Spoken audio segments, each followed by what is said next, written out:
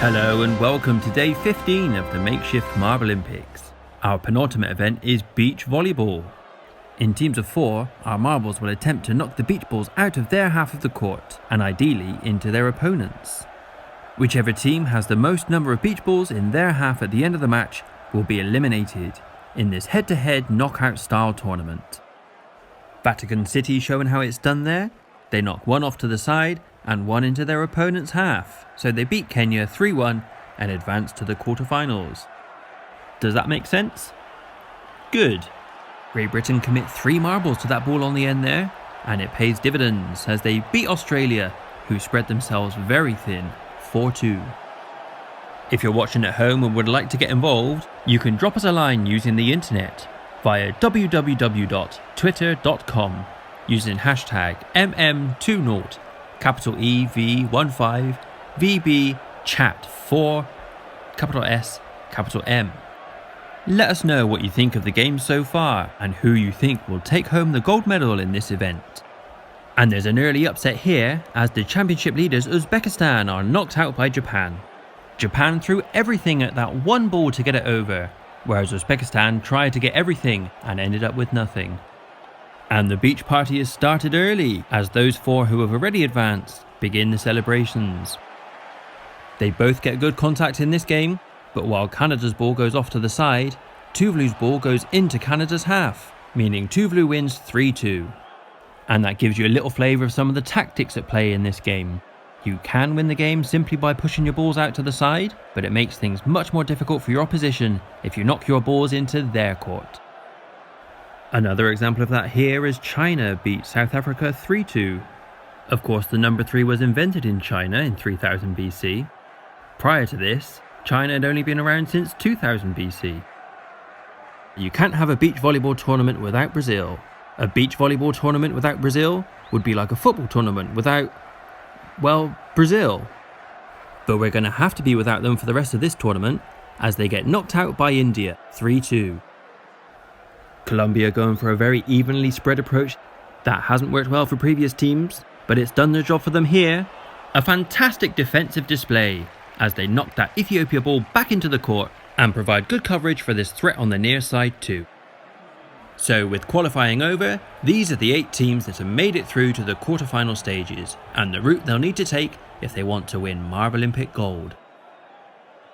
Great Britain make it past the first hurdle, shedding 2 balls in the process without reply from Vatican City.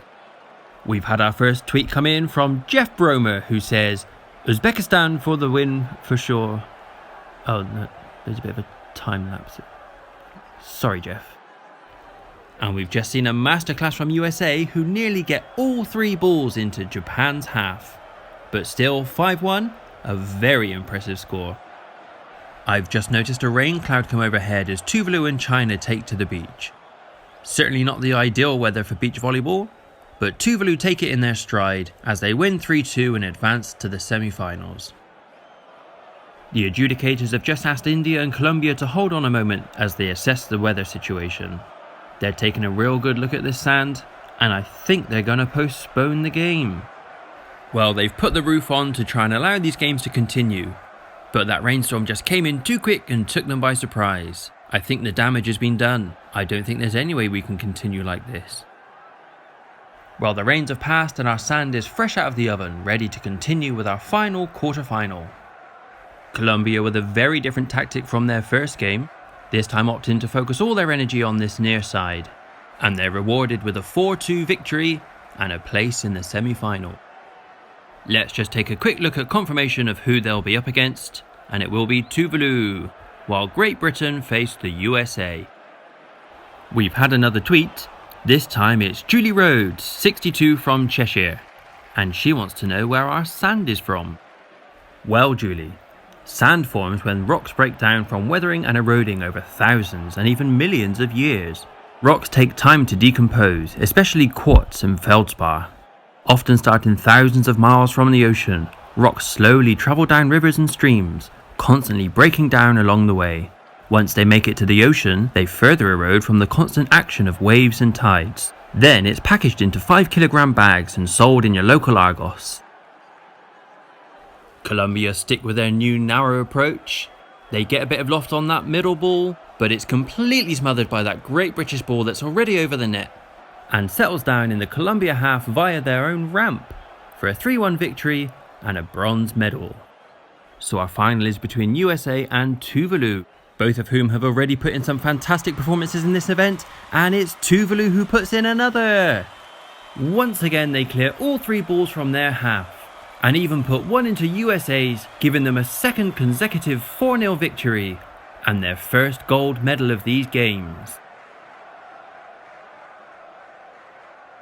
Congratulations to our 3 medalists, Tuvalu, USA and Great Britain.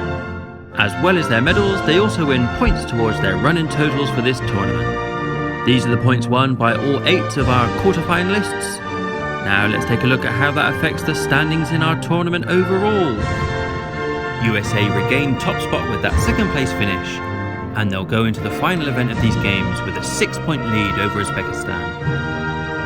Tuvalu move into the top half of the table and leave themselves with plenty more room to move. Thank you once again for joining us. We hope you had fun. We'll see you next time for our final event, the marathon.